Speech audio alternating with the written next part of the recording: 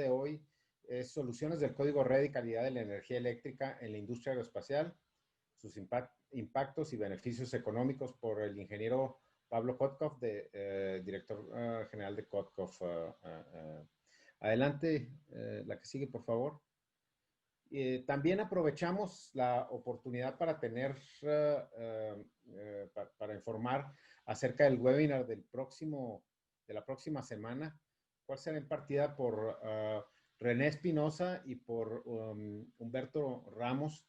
René es el director general de Metal Finishing Company y Humberto es el director general de HTMX. Los dos trabajan en conjunto para manejar temas de tratamientos superficiales y tratamientos térmicos, procesos secundarios, y el webinar se trata de conseguir clientes aeroespaciales integrando capacidades complementarias. Bueno, y vale también la mención de que René acaba de ser designado por parte del Consejo Directivo de FEMIA como el nuevo presidente de este organismo para el periodo 2020-2022. Entonces también no solamente es el director de Metal Finishing, sino también es el nuevo presidente de la FEMIA, por lo que será interesante escucharlos, tanto Humberto como a René.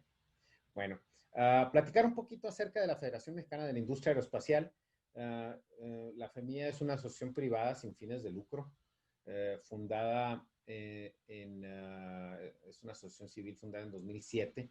Tenemos 13 años de existencia, que agrupa las principales empresas de la industria aeroespacial en México, ¿no? Que se agrupan en manufactura, mantenimiento, diseño e ingeniería y también otros servicios relacionados con la industria aeroespacial. A la fecha tenemos alrededor de 120 miembros en 14 estados de la República y bueno, pues, prácticamente somos el interlocutor privado para todas estas cosas. Podemos ver ahí una imagen de nuestros miembros, ¿verdad? Que es muy explícita. Hay logotipos que son muy familiares, otros que a lo mejor no son tanto, pero todos son muy importantes porque todos forman parte del ecosistema de la industria aeroespacial nacional. La que sigue, por favor. Bueno, y también aprovechar la oportunidad para presentarles a los miembros de nuestro staff. Empezamos con las damas. Está Pamela Arellano, quien es la directora de operación. Tenemos también a Mónica Vega, quien es la directora de promoción. Está Mariana González, quien es la gerente de gestión y membresía. Y Marta Ortuño, quien es la asistente de dirección de administración del proyecto. En el caso de los muchachitos, tenemos a Javier Hurtado, quien es el director del programa de desarrollo de proveedores, y Enrique Maldonado, quien es el gerente de proveeduría, y su servidor, Luis Gerardo Liscano, presidente ejecutivo de la familia. Adelante, muchas gracias. Vamos ahora a presentar a nuestro invitado del día de hoy, que es el ingeniero Pablo Kotkov, de Kotkov Advanced Power Solutions. El ingeniero Kotkov es ingeniero mecánico electricista por el Instituto Tecnológico de Estudios Superiores de Monterrey, y además cuenta con una maestría en ciencias con especialidad en ingeniería energética y en administración de empresas, con enfoque en alta dirección. Pablo sin duda es un experto en los temas de energía eléctrica, de calidad de la energía eléctrica, y tiene una amplia experiencia en proyectos a gran escala y a nivel nacional de calidad de energía eléctrica en media y baja tensión, y ha realizado gestoría ante la Comisión Federal de Electricidad para el cumplimiento del Código Red y usuarios calificados.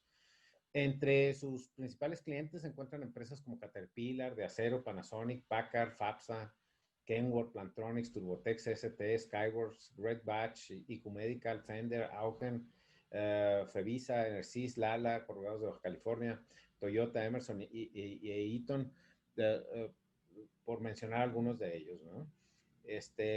Sin más, le damos la bienvenida al ingeniero Kotkov. Pablo, bienvenido. La cámara y el micrófono es tuya. Adelante. Muchas gracias. ¿Qué tal? Muy buenos días. ¿Sí me escuchan bien? Sí, adelante. Perfecto. Entonces aquí comparto pantalla, ¿no? Muchísimas gracias por la invitación. Es un gusto estar con ustedes.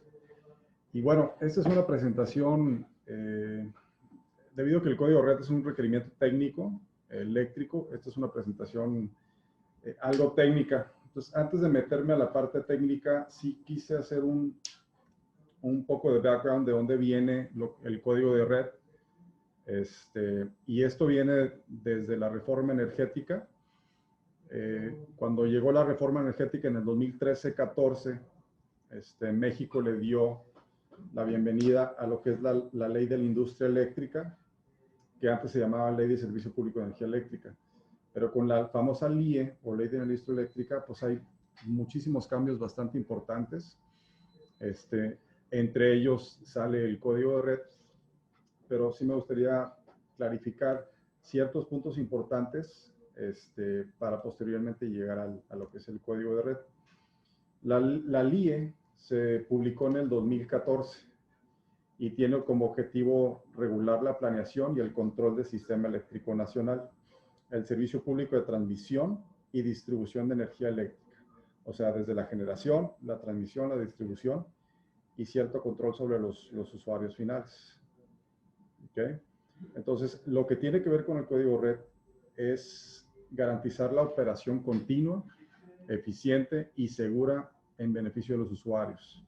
O sea, al final, lo que quiere una planta industrial es conectarse a una línea pues, que sea continua, que no tenga interrupciones, que no tenga fallas, porque al final las plantas, especialmente las plantas aeroespaciales, tienen equipo electrónico sensible y cualquier falla en la red, alguna interrupción, alguna pérdida de fase, algún pico de voltaje, daña equipos electrónicos bastante caros. Entonces lo que queremos es conectarnos pues, a una línea eléctrica que sea segura.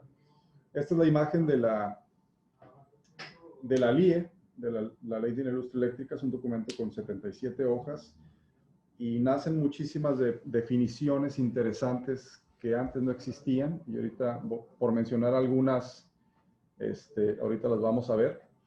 Dentro de los principales cambios en la reforma energética es la desintegración de CFE en diferentes subsidiarias. Antes era CFE y era básicamente atendía desde la generación, distribución, transmisión, conexión, etcétera, pero ya tenemos un CFE que tiene nombre y apellido.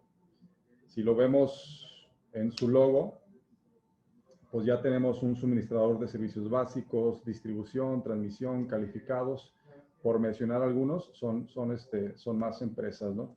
Entonces ya el proceso como ingeniero eléctrico o a la hora de solicitar una conexión, pues es un poquito más complicado porque ya tienes que estar viendo ciertos temas con diferentes empresas, ¿no? Y son empresas independientes. Entonces estas son las 8 empresas en las que CFE se dividió. Y bueno, uno de los cambios importantes también es la participación de empresas privadas en la comercialización de energía. Tú puedes tener generadores que generan electricidad sin tener que ser CFE, por mencionar algunos, Iberdrola, Savi, etcétera, ¿no? que muchos de ustedes posiblemente ya conocen o ya tienen algún contrato celebrado con ellos. La creación del famoso MEM o el mercado eléctrico mayorista. ¿Eres participante del MEM o no eres participante del MEM? Esa es una de las definiciones que pues, es importante clarificar. Y la aparición de un nuevo jugador en la industria eléctrica que se llama suministrador calificado.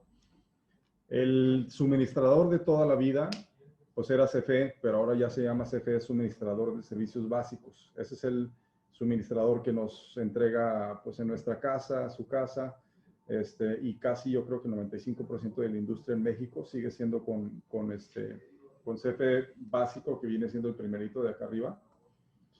Pero ya tenemos, por ejemplo, también CFE calificado. CFE calificado compite con empresas privadas que generan electricidad y que son suministradores, ¿no? Entonces ya los usuarios pueden elegir un suministrador diferente que no sea Comisión Federal. Y obviamente esas tarifas ya están en competencia entre ellas. Ya no son tarifas reguladas por Hacienda o por la CRE. Son tarifas que están en competencia. ¿Okay? Muy bien. Entonces, a grandes rasgos, así es como queda el sistema eléctrico nacional, en donde la parte naranja son actividades que están en competencia. Tenemos generadores CFE, obviamente. CFE sigue generando. Obviamente por diferentes métodos, hidroeléctricas, termoeléctricas, nucleares, etcétera. Y tenemos generadores privados, Iberdrola, Intergen, etcétera, ¿no? La parte que está en azul sigue siendo una actividad regulada y es una actividad pues, que es controlada por el Estado, que es transmisión y distribución. Pues básicamente son los fierros de Comisión Federal, las torres y los postes que vemos en los cerros y en las calles. Eso sigue siendo parte de Comisión Federal y es controlado por el Estado. No hay empresas privadas que distribuyan energía eléctrica, ¿no? Si tú generas, te tienes que montar a las líneas de Comisión Federal y pagarle cierto porteo. Y ya la parte de suministradores, que básicamente son los que venden la energía final, hay una parte que sigue siendo una parte regulada, que es suministrador de servicios básicos, que viene siendo CFE. No hay otra empresa que sea suministrador de servicios básicos más que ellos. Y ellos solo le venden a un usuario básico. Para ser usuario calificado,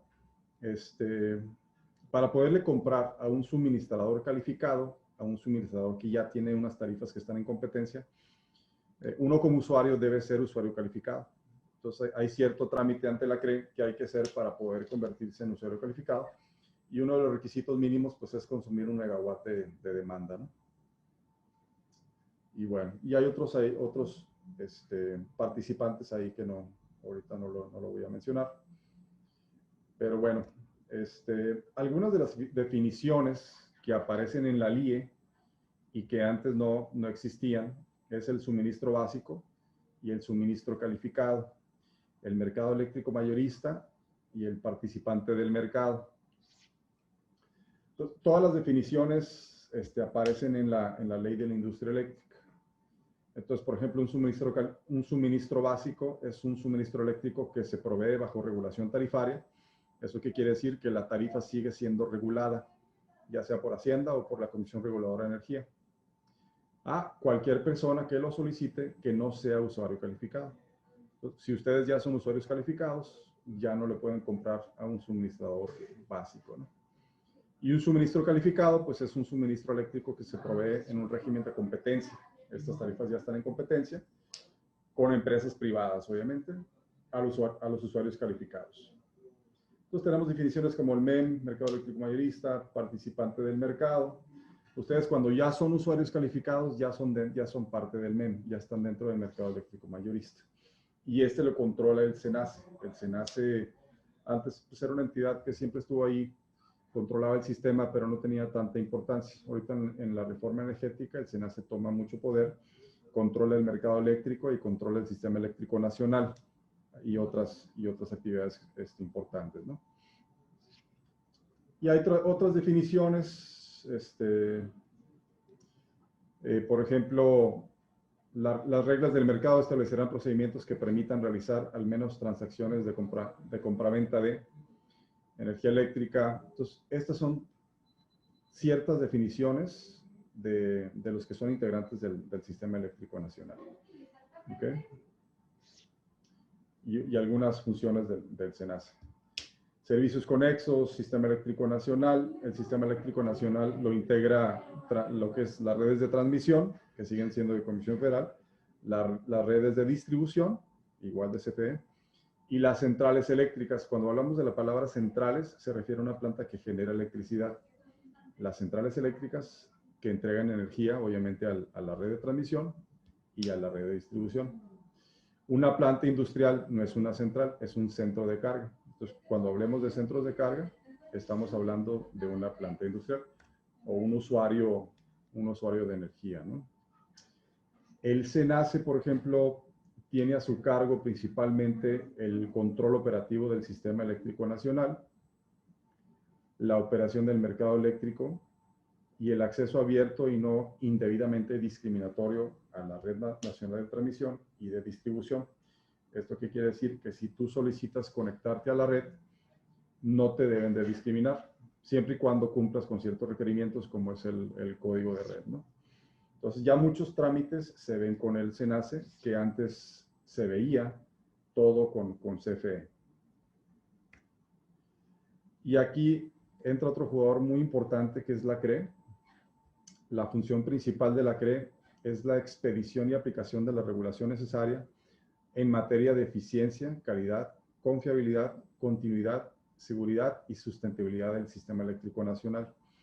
Entonces, para lograr eso, tuvieron que crear ciertas reglas que sea parejo para todos, tanto el que genera, el que transmite, distribuye y el que la usa. Y aquí es donde nace el código de red.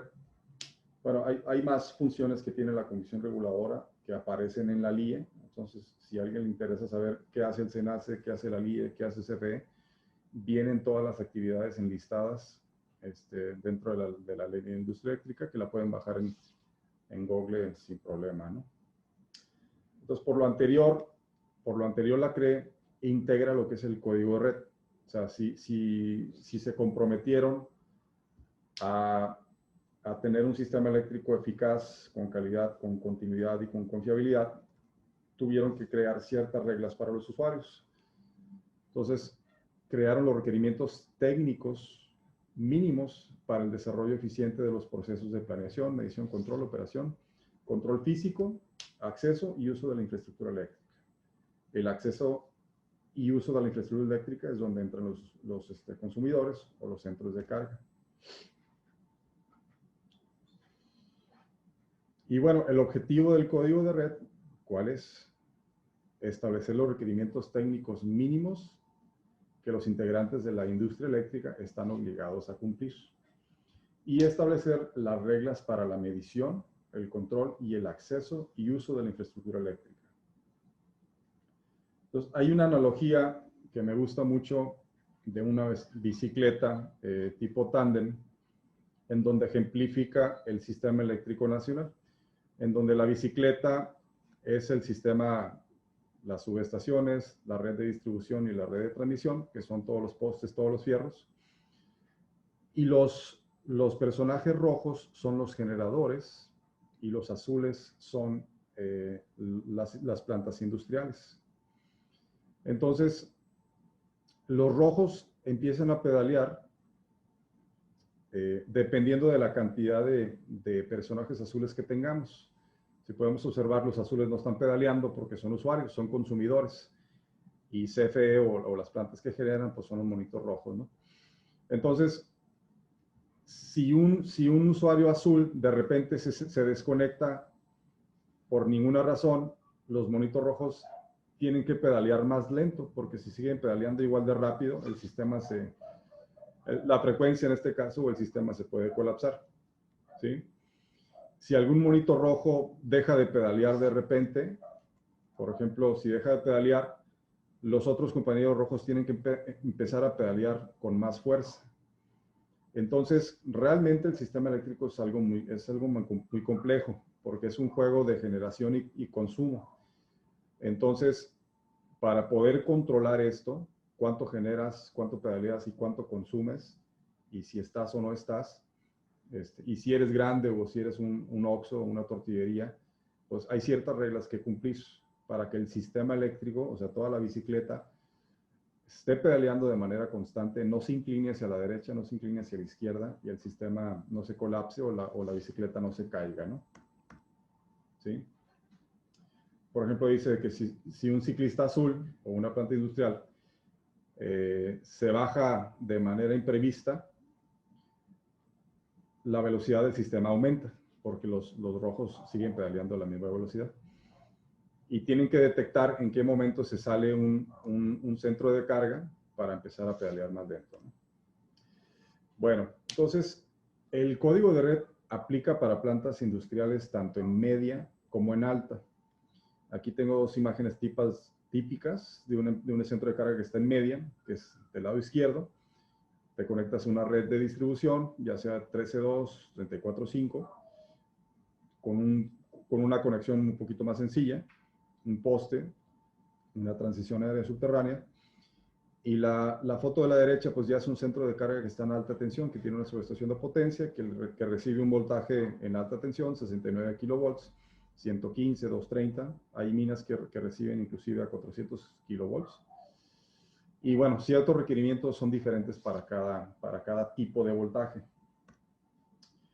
Este requerimiento entró en vigor el 8 de abril del 2016 y se les otorgó 3 años para cumplir con los requerimientos que ahorita vamos a ver. Y es obligatorio para usuarios básicos y usuarios calificados. Había muchas dudas con los usuarios que eran básicos, que pensaban que no les aplicaba, que solo aplicaba a los que estaban en el mercado eléctrico mayorista o que eran usuarios calificados. Pero realmente aplica para ambos, ¿no? Ya con tantos años, tenemos 4 años con esto y se fueron clarificando varios temas con la Comisión Reguladora de Energía para poder asesorar mejor a nuestros clientes. Todas las plantas que no cumplieron deben de entregar un plan de trabajo muy detallado a la CRE de cómo le van a hacer para cumplir. Pues ya nosotros hemos entregado una gran cantidad de planes de trabajo en donde decimos punto por punto cómo estamos, dónde estamos parados y qué es lo que hay que hacer para cumplir con este requerimiento, ¿no? Muchas de las plantas le dan importancia porque hay un tema de penalización importante, pero estas penalizaciones no son del Código Red, sino de la Ley de la Industria Eléctrica, artículo 165. Pero bueno, son multas bastante agresivas y hasta la fecha no conozco de alguna planta que ya la hayan multado. El alcance y la aplicación, todos los requerimientos que ahorita vamos a ver es en el punto de conexión en la planta. ¿Qué significa punto de conexión? El punto donde te conectas con Comisión Federal, que viene siendo la subestación de potencia o tu acometida. Y estos requerimientos pues aplican tanto para alta tensión como para media tensión. Y aplican para los que ya están conectados y los que se quieren conectar apenas. Había dudas también con esto. Oye, si yo estoy conectado y soy un contrato legado significa que ya estabas conectado antes de la reforma energética. Pues cuando escuchan la palabra legado, significa que ya existías antes de la reforma energética. Pero bueno, aplica para todos. Legados o contratos nuevos cumplen con este requerimiento o tienen que cumplir. Y bueno, los requerimientos para cumplimientos para centros de carga son los siguientes, del 3.1 al 3.8. Ahorita vamos a ver uno por uno, ¿no? Hay una tablita interesante que sacó la CRE en donde hace diferencia entre los requerimientos cuando estás en media y requerimientos cuando estás en alta. Entonces, por ejemplo, uno muy famoso que tiene un impacto económico importante para las plantas es el famoso factor de potencia, que es el requerimiento 3.4. Actualmente no aplica para plantas en mediana tensión, solo para plantas en alta. ¿Ok? Obviamente tiene un beneficio muy importante para la planta si lo haces, pero no aplica para plantas en media tensión. Entonces, muchas empresas aeroespaciales de gran tamaño normalmente están en alta tensión, ya sea 115 o 230 kV. ¿Okay? Bueno, el primer requerimiento es un requerimiento de tensión y tiene que ver con la bicicleta que ahorita discutimos, de si el monito azul de repente se baja de la bicicleta, pues esto va a generar un problema para los monitos rojos que están pedaleando, porque si te bajas de la bicicleta, los monitos rojos tienen que ajustar el pedaleo de una manera más lenta, y eso pues es algo, tiene su grado de complejidad. Entonces este requerimiento básicamente te dice que el centro de carga o la planta industrial no se debe de desconectar del sistema eléctrico de manera repentina ante ciertas variaciones de voltaje. Al final lo que nos entrega la Comisión Federal es voltaje. Y bueno, te indican una tablita y te dicen, a ver, si tu planta industrial te entrego 115 kilovolts en tu subestación o en la cometida, me tienes que soportar hacia arriba 123 kV o hacia abajo 109.2 y no te puedes desconectar de manera permanente. O sea, de manera permanente siempre me tienes que aguantar esas variaciones. Y durante 20 minutos aguántame esta variación de 126 y 103.5 kV, pero no te me desconectes, o sea, no te bajes de la bicicleta. Entonces, ¿qué es lo que hay que hacer? En las plantas industriales grandes que tienen subestaciones de potencia, que les llega a alta tensión, todos tienen relevadores. El relevador es un dispositivo electrónico que le dice al interruptor dispara o no dispara. O sea, saca la planta o síguela operando con energía. Estos relevadores hoy en día son electrónicos, son muy inteligentes y tienen protecciones de todo tipo. O sea, una cajita azul o de la marca que sea, internamente tiene pues una gran cantidad de protecciones. Uno de ellos es voltaje hacia arriba o voltaje hacia abajo. Entonces, lo que hay que hacer es programarle a este relevador estos parámetros para que el relevador no mande disparar la subestación. Eso es básicamente lo que hay que hacer. Digo, no podemos llegar al relevador y empezar a manipularlo porque podemos disparar la planta por error. Entonces, normalmente se hace esto en algún mantenimiento de las subestaciones, que típicamente se hace en diciembre o en enero, y esto lo pudiera hacer su proveedor de mantenimiento de subestaciones. Cuando hablo de relevadores, pues estamos hablando de estas famosas cajitas electrónicas azules, hay diferentes marcas, ¿no? Entonces aquí es donde hay que hacer ciertos ajustes, bajar los parámetros y modificarlos para que cumplan con la tablita que ahorita vimos. El 3.1 es un requerimiento igual de atención, pero con variaciones que duran milisegundos, o sea, son variaciones muy rápidas. ¿Y qué significa eso? Voy a saltar estas imágenes. Hay ciertas variaciones, por ejemplo, esto es una variación que es un pico de voltaje, y lo que dice el requerimiento es el siguiente.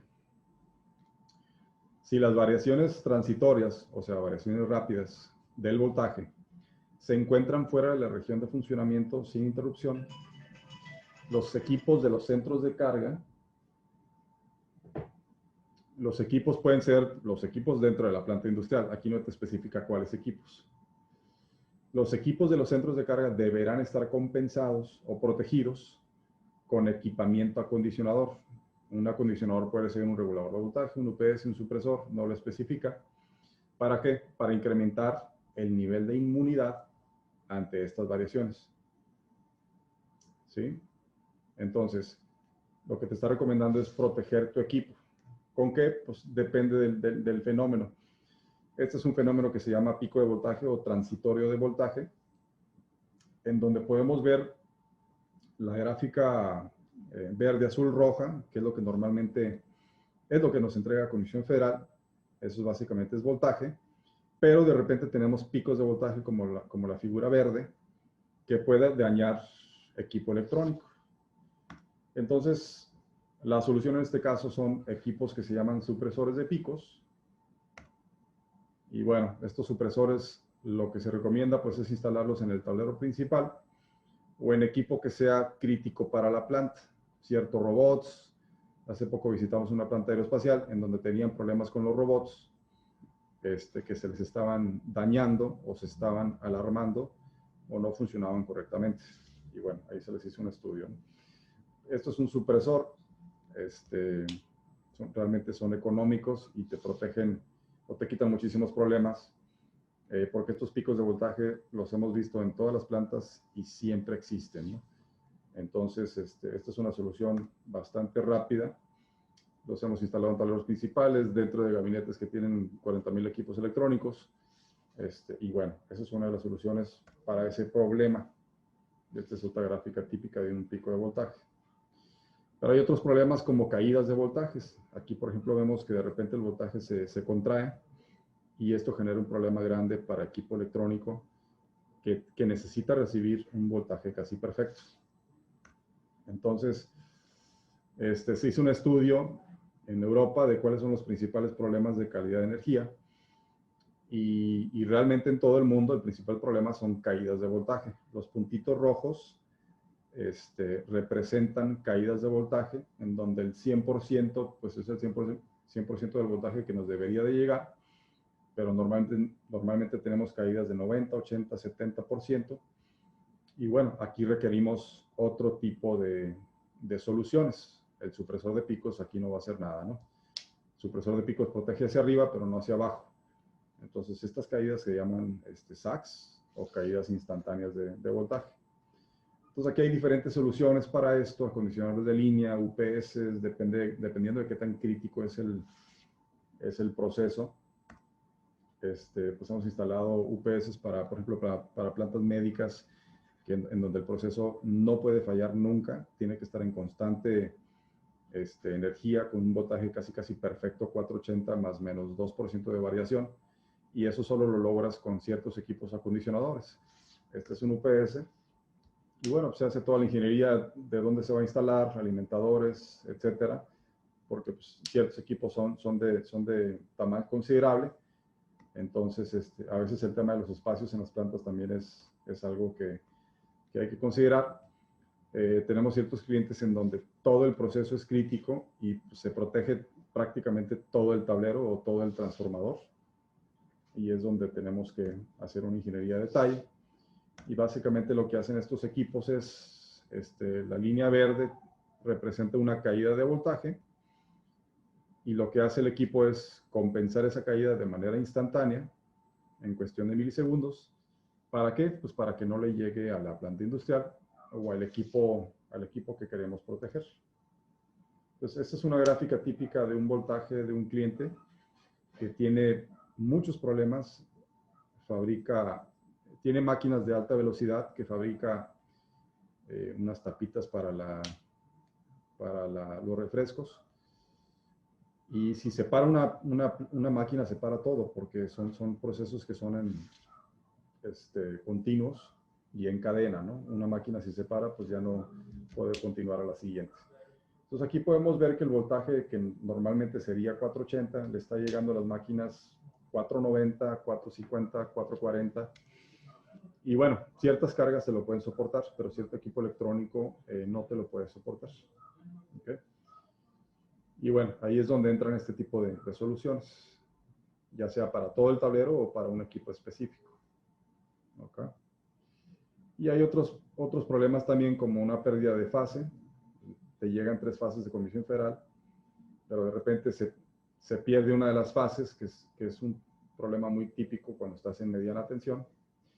Y bueno, hemos instalado detectores de pérdida de fase para que pues automáticamente dispare tu interruptor y no se dañe en equipo electrónico sensible. Y son inversiones no tan costosas, ¿no? Y bueno, el otro problema que es más serio son pérdida de voltaje completa.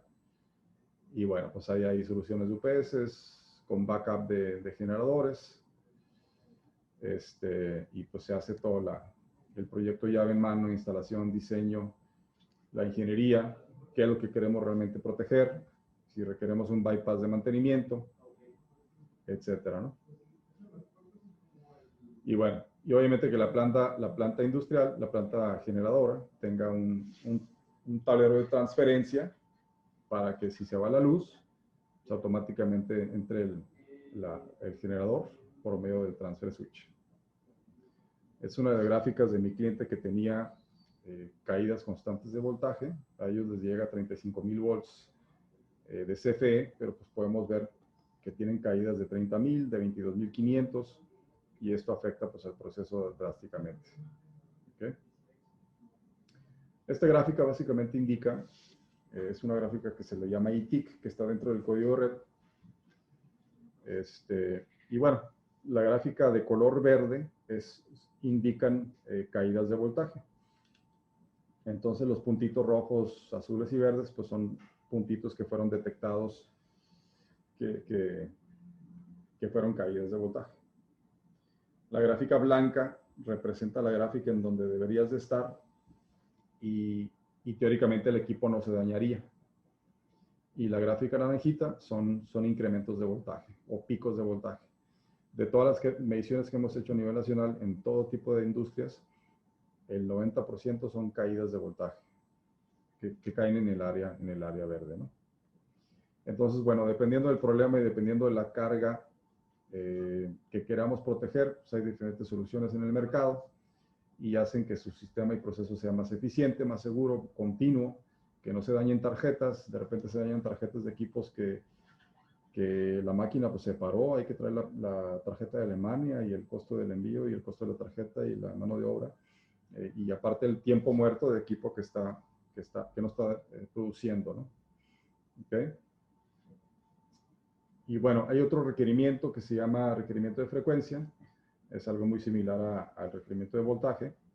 Al final, CFE nos entrega dos cosas. Nos entrega frecuencia y nos entrega voltaje. Entonces, los dos tienen que llegar de manera óptima. Y aquí pues, tiene que ver igual con la bicicleta, en donde tu monito azul no te me bajes de la bicicleta si yo te entrego cierta variación de frecuencia. Entonces, de manera permanente, aguántame 61 Hz y 59 Hz, no te desconectes, y durante 30 minutos aguántame 62.5 y 58 Hz. Entonces, el valor nominal aquí en América son 60 Hz, y es lo que nos entrega la Comisión Federal. Lo hemos medido en todas las plantas, en todo México, y la frecuencia en México es bastante robusta. Es muy raro que varíe. Esta es una gráfica de frecuencia durante toda la semana. Y pues podemos ver que la máxima variación llegó a 60.02 y 50.9. Entonces estamos dentro de lo que está pidiendo aquí el requerimiento. Pero lo que hay que hacer es igual en el relevador. Hay ciertos relevadores que tienen protección de frecuencia, en donde si llegara a variar mucho la frecuencia, el relevador manda a disparar el interruptor y puede sacar toda la planta. Entonces, pues lo que hay que hacer es igual, meterle estos ajustes al relé y que no mande a disparar la planta. ¿Okay? Las soluciones para el 3.1 y 3.2 son ajuste en relevadores y ciertas inversiones en equipo para equipo que realmente requiera alguna protección con un voltaje casi perfecto, ¿no? Algunas de las recomendaciones que hacemos a los clientes es tener un sistema de monitoreo continuo, 24/7, que grafique todos los eventos para que puedan tener alguna evidencia de qué es lo que está pasando. Y si efectivamente tuvieron un evento, pues que lo tengan registrado y que tengan un historial y puedan tener un cierto diálogo con CFE de que, oye, pues pasó esto, aquí lo tengo graficado. De otra manera no se puede, no se sabría qué pasó, ¿no? Ok, hay otro requerimiento, el 3.3, que se llama cortocircuito, en donde el código red no te dice como tal que hagas un estudio de cortocircuito, pero sí te dice que no me afectes a la red. Entonces, la única manera de asegurarnos que no vamos a afectar la red es haciendo un estudio de cortocircuito. ¿Para qué? Para asegurar que todo nuestro sistema eléctrico va a soportar ciertos cortocircuitos que se pudieran generar dentro de la planta. Entonces, lo que se hace es, se hace el levantamiento de toda la planta, se hace el unifilar, se dibuja en un software especializado, y bueno, se le solicita a Comisión Federal, ya sea distribución, los niveles de cortocircuito de la cometida, o si estás en alta tensión, se le solicita al SENACE, te dan los valores de cortocircuito, y bueno, se corre el estudio y evaluamos cuáles interruptores, cuáles fusibles no cumplen con el valor de cortocircuito requerido, y si no lo cumplen, pues hay que cambiarlos, ¿no? Porque si los dejamos así y tenemos un cortocircuito, el interruptor puede explotar o puede fallar. Y bueno, es peligroso para el personal, para la planta, para los equipos y también para Comisión Federal. ¿Sí? Entonces, cuando se compra un interruptor, compras dos cosas. Su amperaje, ya sea el del lado izquierdo, por ejemplo, podemos ver que es de 15 amperes, o el del lado derecho de 40, y los dos tienen una capacidad interruptiva de 10 kiloamperes. Esa es la capacidad interruptiva del interruptor. Entonces, cuando corremos cortocircuito, el software nos va a decir, ¿sabes qué? Donde está este interruptor, tenemos 20,000 amperes y tu breaker es solo de 10,000. Entonces, pues tienes que cambiarlo, ¿no? Ya interruptores grandes, pues tienen capacidad interruptivas más grandes, 85 kiloamperes, 65, y eso depende del cortocircuito a la hora de comprarlos. Si vas a hacer una instalación o una ampliación, tienes que saber el nivel de corto en ese punto y comprar los interruptores correctos. Esta es una imagen típica del software, en donde nos indica el cuadrito rojo, que tenemos en ese punto 45.000 amperes o 45 kiloamperes. Entonces, todos los interruptores que estén conectados en ese tablero o en ese punto tienen que tener una capacidad arriba de 45 kiloamperes. En este caso, el valor comercial pues, es 65. ¿De acuerdo? Y bueno, después de hacer un estudio de corto, pues son recomendaciones de buenas prácticas hacer termografía para ver si no hay algunas conexiones flojas que no se aprecian a simple vista y probar los interruptores. Hay ciertas aseguranzas como FM Global que te pide probar de manera obligatoria los interruptores que son de 800 amperes hacia arriba. Entonces, pues estas pruebas se hacen en campo, quitas el interruptor, lo pruebas y compruebas que efectivamente funciona. De otra manera es imposible saber. ¿Okay? Entonces, bueno, esas son pruebas que se realizan. Y pues también tener un dictamen de verificación al día para asegurar que toda nuestra instalación cumple con la NOM 001 de instalaciones eléctricas, que tenga tierras, que tenga neutros, que los calibres sean correctos, que los tableros tengan buenas condiciones. Y pues todo eso ayuda a tener un sistema eléctrico más seguro y no tener afectaciones a CFE y evitar alguna multa. ¿Sí? Si ahorita tenemos una falla y tenemos alguna afectación a la red, automáticamente nos cae la autoridad, ya sea SENACE o CFE, y se empieza un proceso de investigación y evalúan la multa a aplicar de acuerdo a la que vimos aquí en el código de red. Entonces, sí hemos tenido clientes que les falla el transformador, se dispara hacia la red y CFE está ahí en 5 minutos y empieza una investigación, o inclusive SENACE. ¿Ok? Entonces, eso fue lo que es cortocircuito. Y el requerimiento 3.4 es factor de potencia. El factor de potencia, le repito, es un requerimiento que aplica para alta tensión, los que estén conectados en 69 kV hacia arriba, y no aplica para media. El factor de potencia lo podemos ver en el recibo de Comisión Federal. Es un tema bastante conocido. Es de los proyectos de ahorro de energía que más rápido se pagan, porque si estamos abajo de 90, CFE nos cobra una multa, y si estamos arriba de 90 nos dan una bonificación. En este caso, este cliente, que es un cliente aeroespacial muy grande, tiene un factor de potencia de 93, 94, les llega una bonificación de 48,000 pesos mensuales, pero no cumplen con el código de red. ¿Por qué? Por el código de red, me voy a ir a una gráfica para que se entienda un poco mejor. El código de red nos pide estar arriba de 95 y abajo de 1 en factor de potencia. ¿Sí? Entonces, esta gráfica verde, por ejemplo, representa un factor de potencia que es en promedio de 90 y no cumple con el código de red. Entonces, ¿qué es lo que se hace para entrar en cumplimiento? Se hace una medición en la cometida para evaluar qué factor de potencia tenemos. Se hacen mediciones en todos los transformadores. Por ejemplo, este cliente aeroespacial está en 230 kV y tiene 11 transformadores de distribución.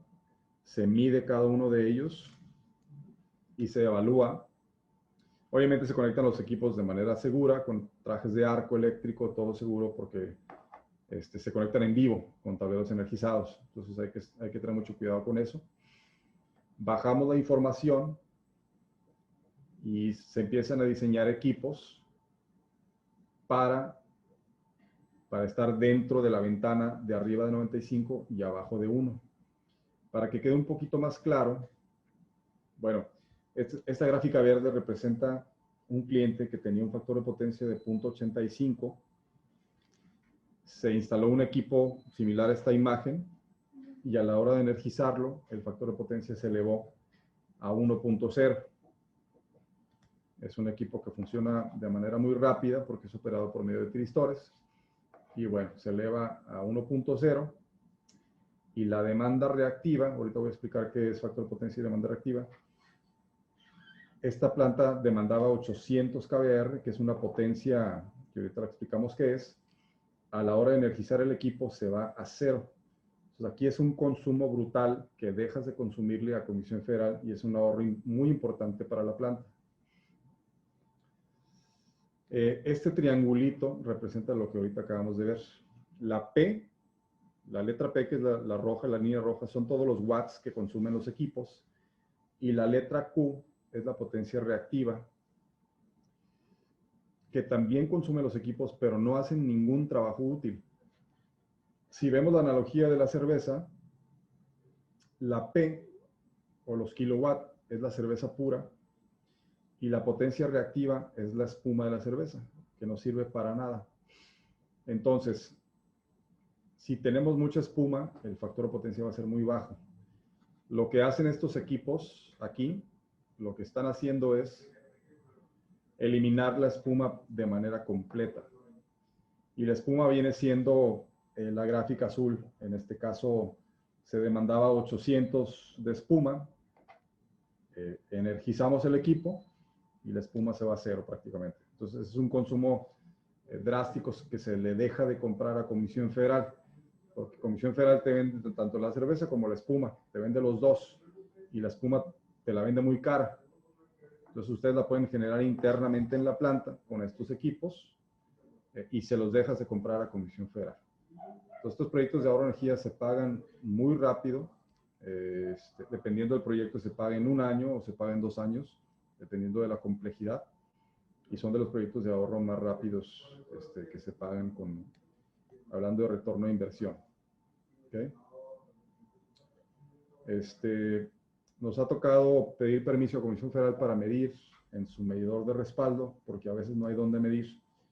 Y bueno, hay un procedimiento que hacemos para poder medir ahí y saber perfectamente cuál es el factor de potencia que tenemos en la cometida. Si mal no recuerdo, era una desaladora muy grande en alta tensión y ahí estamos midiendo la cometida porque no teníamos dónde medir y se les pidió permiso. Entonces siempre se analiza dónde hacer la medición. Típicamente la hacemos donde estamos evaluando conectar una solución. Y bueno, ya tenemos algo de años ahí haciendo esto. Y la solución para factor de potencia, pues básicamente son bancos de capacitores o filtros de armónicas. Manejamos ciertas marcas ahí de confianza que son operados por medio de tiristores. Esta es una empresa médica donde se instalaron estos equipos. Esta es una cervecería. Y bueno, en cuanto se instalan, pues se vuelve a medir para comprobar que efectivamente se logró el objetivo. Esta es una planta grande que tiene equipos en mediana tensión. Y bueno, se instaló la solución en media tensión porque tenía compresores que estaban en media tensión. Entonces, cada planta pues tiene equipos diferentes y las soluciones siempre serán diferentes. Bueno, el diseño siempre es traje a la medida, ¿no? El requerimiento 3.5 es un requerimiento de protecciones y tiene que ver principalmente con las plantas que tienen una subestación de potencia. Y este requerimiento te pide cumplir con ciertas normas de Comisión Federal enlistadas aquí. Me voy un poquito más rápido en este requerimiento, pero básicamente, por ejemplo, si tienes un transformador en tu subestación y ese transformador es mayor a 7.5 MVA, pues hay ciertos requerimientos de protecciones que debemos de cumplir. Y si es más pequeño, pues los requerimientos son menores, ¿no? Platicando con la CRE, este requerimiento es bastante complicado de cumplir, porque para hacer cualquier modificación a la subestación hay que parar la planta por completo. Y una modificación a una subestación no se hace en un día. Entonces, lo que nos han comentado es de que estos requerimientos aplica para plantas en alta tensión. Aquí estamos viendo algunas preguntas en el chat. Ahorita las contestamos con mucho gusto. Bueno, algo que sí se recomienda altamente hacer es una coordinación de protecciones. ¿Qué es una coordinación de protecciones? Pues tiene que ver con qué tan rápido operan los interruptores y que opere el correcto. Pues si vemos esta grafiquita, en donde de arriba hacia abajo vemos el transformador y una serie de tableros protegidos por ya sea fusibles o breakers. Si tenemos una falla que está indicada hasta abajo con una X, el que queremos que opere es el fusible pegadito a la falla. Pero si esas curvas, déjame muestro las curvas para que se entienda, cada breaker o cada fusible tiene una curva en donde indica qué tan rápido va a operar. Entonces, esas curvas tienen que estar coordinadas o peinadas, ¿no? Porque si están entrelapadas, pues a lo mejor opera el fusible incorrecto, o no opera ninguno y se va hasta el transformador y el transformador falla. Y desconectamos o afectamos a Comisión Federal. Entonces, cuando hacemos un estudio de cortocircuito, hacemos una coordinación de protecciones también, para asegurarnos que el interruptor que va a haber una falla sea el interruptor que realmente va a operar. Entonces, viendo aquí esta gráfica, por ejemplo, el breaker color rojo moradito es un breaker de 100 amperes, marca General Electric, y esa es su curva tiempo corriente. Y el breaker gris es un Square D de 500 amperes. Y bueno, esas curvas se pueden mover, no todas, porque hay breakers que son muy básicos y no tienen ajuste, pero los breakers ya grandes, tú puedes mover esas curvas para que no estén encimadas unas con otras y asegurar que cuando tengas un cortocircuito opere la curva correcta y no se te dispare toda la planta o todo el tablero y pierdas toda la producción. Nos ha tocado ver fallitas en una toma corriente, dispara el interruptor principal y para toda la planta y pues son pérdidas de producción, ¿no? Entonces, y uno piensa, oye, pues no funciona el interruptor. Pues a lo mejor lo más seguro es que sí funciona, pero la curva está mal ajustada. Entonces, eso es uno de los ajustes o servicios que se recomienda altamente para tener un sistema eléctrico más seguro y que no se te vaya la falla hasta la subestación principal, que lo hemos visto, y hemos visto transformadores que fallan por completo, y son transformadores que tienen 6 meses tiempo de fabricación, y los clientes lo tienen que buscar uno de renta en Estados Unidos para poder echar a volar la producción de nuevo. Entonces son situaciones bastante complicadas. Al final vamos a campo y lo que hacemos es ajustar en campo, en el interruptor, las curvas que se determinaron en papel o en el software. Esto requiere pues bastante experiencia y, y al final se ajustan en campo, ¿no? Hay otro requerimiento que se llama intercambio de información, en donde el código de red te manda a otro documento llamado Manual de TIC o Manual de Requerimientos de Tecnología de Información y Comunicaciones para el Sistema Eléctrico Nacional. El documento mamá pues sigue siendo la LIE, y de la LIE salieron en 1000 documentos como el código red, el manual de TIC, el manual de liquidaciones, el manual de interconexión y conexión, cada uno con 300 hojas, y es mucha información que los ingenieros tenemos que estar leyendo para estar al día y poder asesorar bien a los clientes.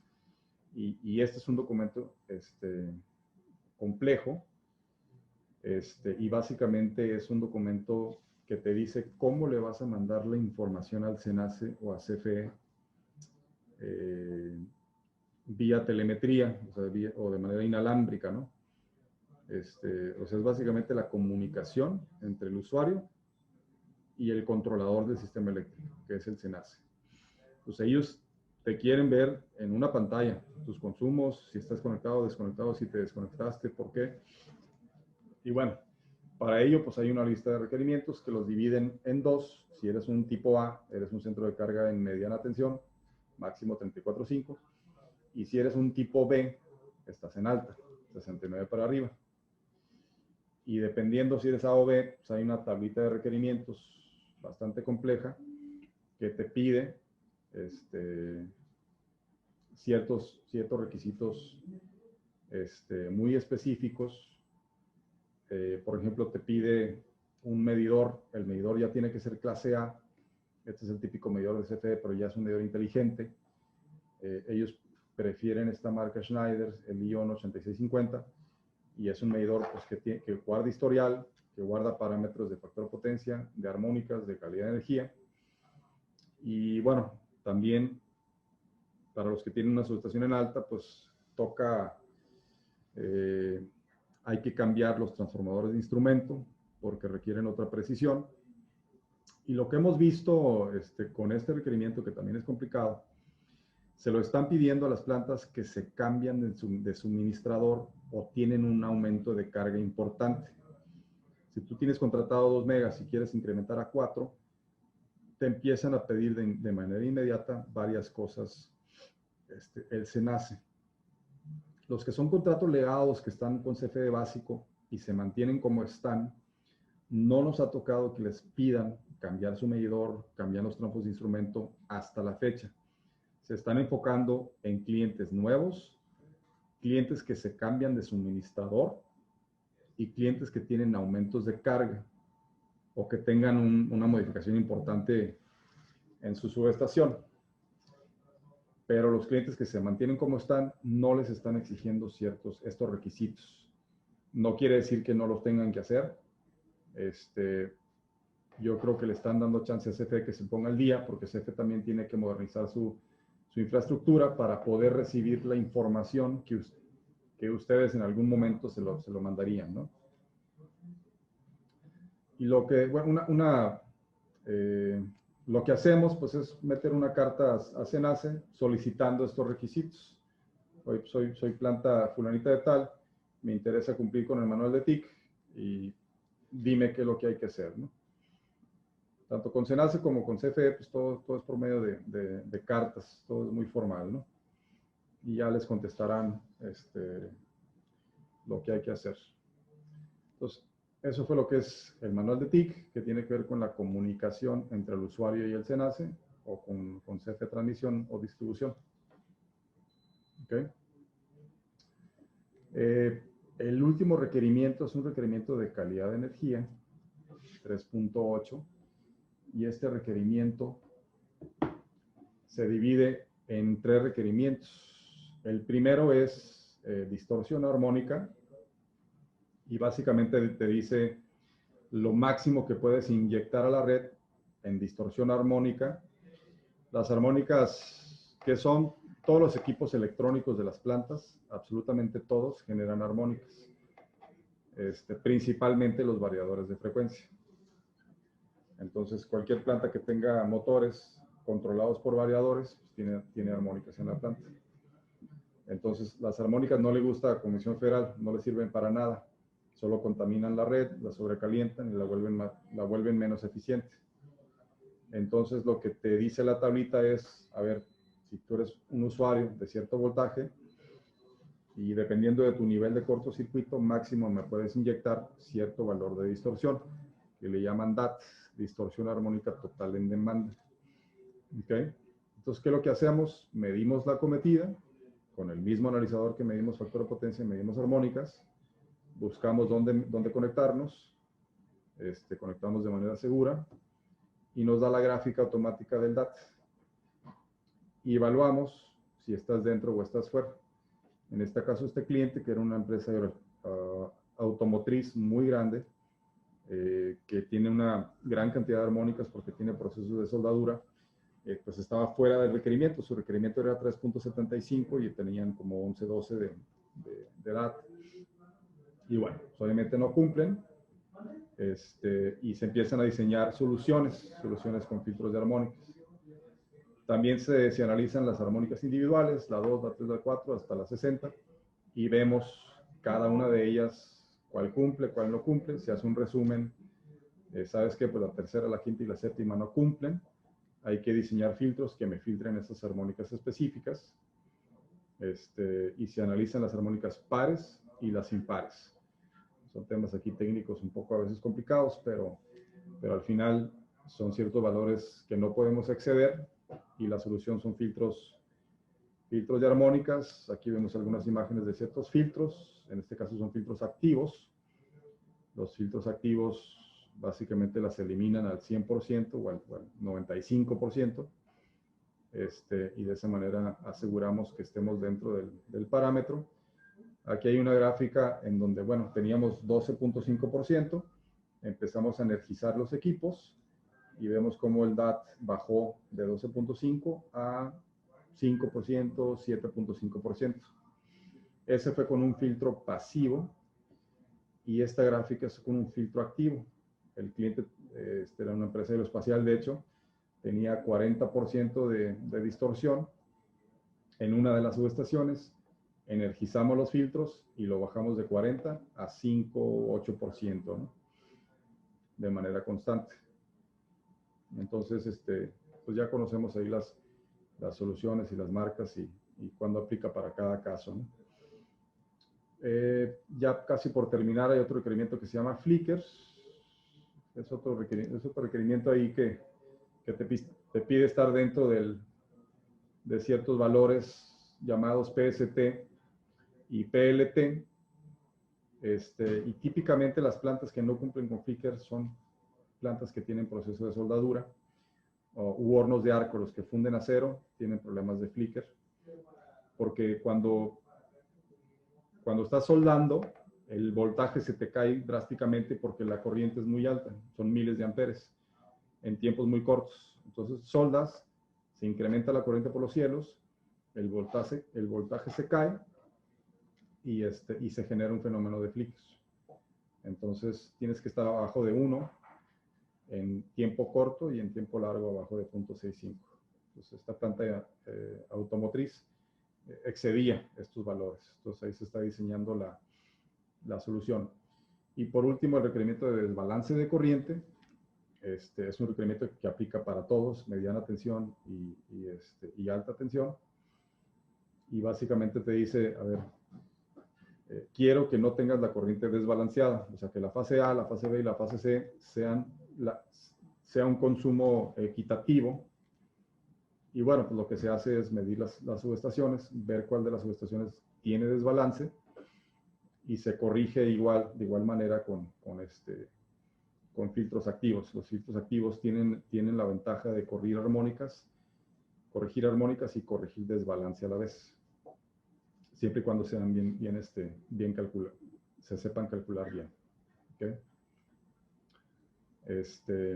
Y esos son todos los requerimientos de lo que es el código red para plantas industriales. Y este es un caso de éxito reciente de una planta que estaba en alta tensión, en donde los valores, este es el valor que quedó final de desbalance, 2.5% como máximo, y el requerimiento era 7, lo dejamos en 2. Aquí podemos ver el factor de potencia que se mantiene arriba de 95 y abajo de 1 toda la semana, porque tenemos que medir de sábado a sábado. Y bueno, se mantuvo el factor de potencia bien todo el tiempo. Y la distorsión armónica igual también. El límite máximo era 7.5 y lo logramos dejar en 2.25. Y bueno, eso es un caso de éxito reciente de una planta que está en alta tensión. ¿Okay? Entonces siempre es importante cuando se instalan los equipos posteriormente comprobar estos resultados, y son resultados que se tienen que entregar a la CRE. Una vez terminado un estudio, se entrega un reporte a la CRE diciendo que el cliente ya está, o la planta ya está cumpliendo con el código red. Y esa es básicamente nuestra presentación. Esos son todos los requerimientos para plantas industriales. Aquí estoy viendo una serie de preguntas. No sé cómo vamos a manejar el tema de las preguntas. Pablo, si quieres, vamos manejando las primeras dos. Son las, dice, Cotco puede dar el servicio de pruebas de tercera parte para garantizar el sistema eléctrico de las empresas y confirmar que sean seguros. A ver, esa pregunta no la...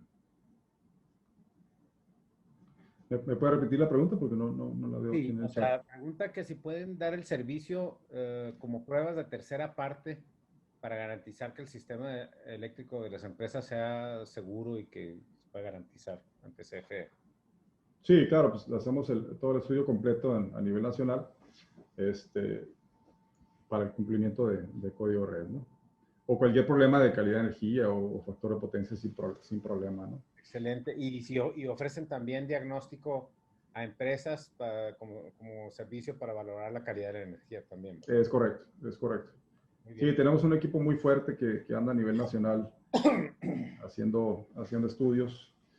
Monterrey, Guadalajara, Querétaro, Ciudad de México, Toluca, hemos estado en todos lados, ¿no? Tenemos clientes que tienen plantas a nivel nacional y nos jalan a nivel nacional de todas sus plantas para estar evaluando todos estos parámetros que ahorita platicamos, ¿no?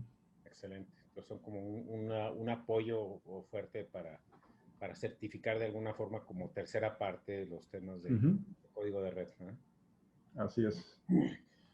La tercera pregunta nos la hizo Francisco Centeno. Yo quisiera ver a ver si le podemos abrir porque está un poquito más técnica. A ver si puede Francisco Centeno formular la pregunta a él para hacerla más explícita. Sí, digo, la pregunta es sencilla. El triángulo de potencias lo quise poner muy sencillo, no lo quise complicar. Okay. Obviamente hay un efecto en el triángulo cuando tenemos armónicas. Entre más alto las armónicas, el factor potencia se baja todavía más. Pero quise poner un triángulo sencillo, no quise complicar el triángulo incluyendo las armónicas. Esa es básicamente la respuesta, ¿no? Pero sí hay un efecto en el triángulo cuando tenemos armónicas. Claro, ok. Perfecto. Bueno, también quisiéramos ver, quisiéramos abrir el foro, si alguien quiere hacer uso de la palabra y tener alguna intervención a través del micrófono, también aprovechando que está Pablo aquí, que tiene un amplia conocimiento y amplia experiencia en todo esto. También si alguien quiere hacer alguna intervención o alguna pregunta, no directamente a través del chat, sino directamente por la cámara, también se vale, ¿no? Si alguien quiere hacerlo.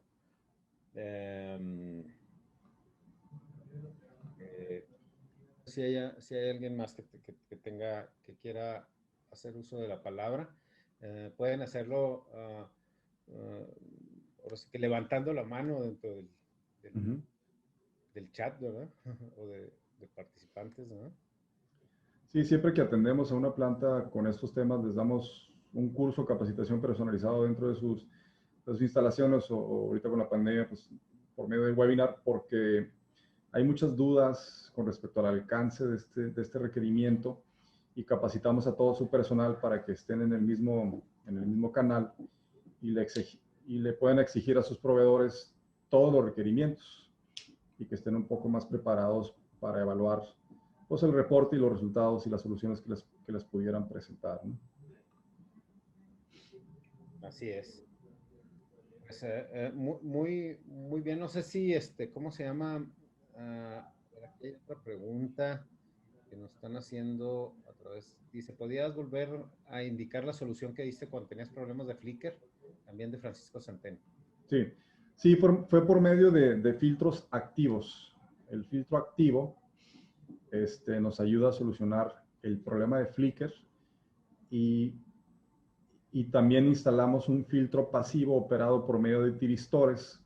Al final, cuando estabilizas factor de potencia, estabilizas el voltaje, siempre y cuando sea operado por tiristores.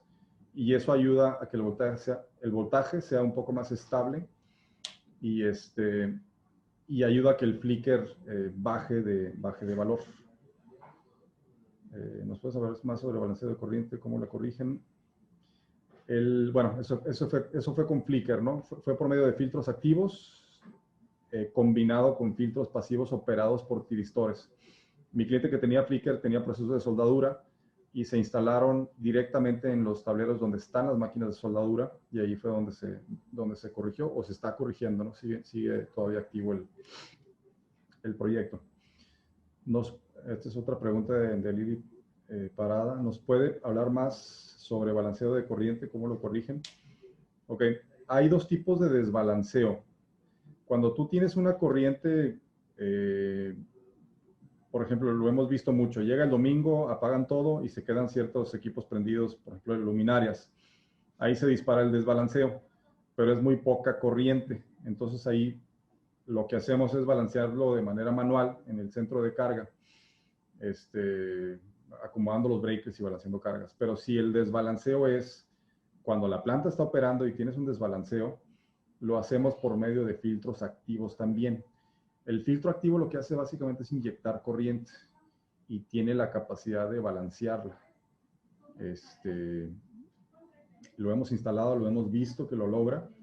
Marcas como ABB y ciertas otras marcas que los hemos instalado, hemos demostrado que lo corrige, medimos posteriormente y el desbalanceo desaparece. Bueno, no desaparece, se disminuye de manera considerable, ¿no? Haciendo que pues, cumplamos con el requerimiento. Muy bien, Pablo. Oye, bueno, aquí están los datos de Pablo también para cualquier duda, o contacto, o ya requerimiento específico. Está su teléfono, sus correos electrónicos y el sitio de Kotkoff Advanced Power Solutions. También nos están diciendo que si se ha grabado en algún sitio, todos los webinars los posteamos en nuestro canal de YouTube, en Femia Channel en YouTube, para que nos sigan también en las redes sociales y puedan manejar eso. Entonces, no sé si hay algún otro comentario, Pablo, al respecto. No, pues nomás agradecerles a FEMIA y a todo el público. Sé que fue una presentación bastante técnica, pero al final es un requerimiento técnico a la vez, y traté de explicarlo lo más sencillo posible. Desconocía el perfil de la audiencia, pero espero que haya quedado un poquito más claro o aclarar ciertas dudas que tenían para plantas que ya están en proceso de cumplimiento, ¿no? Bueno, muchas gracias, Pablo. La verdad es que estuvo muy técnico, muy interesante, pero también sabemos que es una necesidad y es un requerimiento mandatorio por parte de comisión y de la autoridad, y que son temas que no se pueden soslayar en ninguna operación, son temas muy, muy importantes dentro de una operación industrial. Es Entonces, correcto. te agradecemos muchísimo la colaboración. No, Y, gracias a ustedes. y muchas gracias por la presentación. También queremos aprovechar la oportunidad para comunicarles y recordarles, primero, que nos sigan en nuestras redes, en Facebook, en FEMIA News, FEMIA Channel, en YouTube, ¿verdad? En Twitter y en LinkedIn también, para que puedan precisamente ver y todos los webinars que hemos generado dentro de esto, y en nuestras plataformas también de redes sociales. Si quieren registrarse para el próximo webinar, que va a ser precisamente de capacidades y de procesos secundarios, es algo fundamental dentro de la industria aeroespacial, lo pueden hacer a través de este código QR. Y no me queda más que agradecerle al ingeniero Kotkoff